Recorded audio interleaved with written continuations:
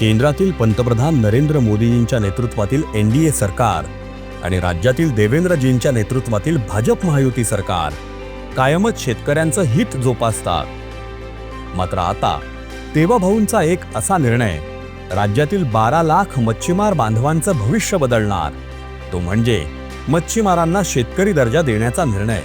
सरकारच्या या निर्णयाने मच्छीमार बांधवांना अनेक सरकारी योजनांचा फायदा मिळणार। ते मच्छीमार किसान क्रेडिट कार्डसाठी पात्र ठरतील। या कार्डद्वारे मत्स्य व्यवसायासाठी आवश्यक साहित्य खरेदी करण्यासाठी कर्ज घेऊ शकतील।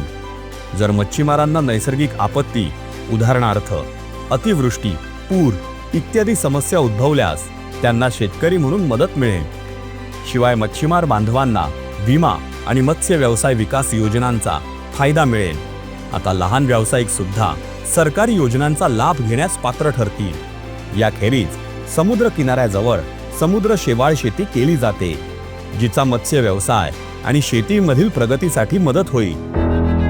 मात्र भाजप सरकार मत्स्य शेतीसारख्या नवीन पर्यायाला चालना देऊन राज्यातील शेतकऱ्यांना श्रीमंत बनवण्यासाठी मार्ग निर्माण करतंय।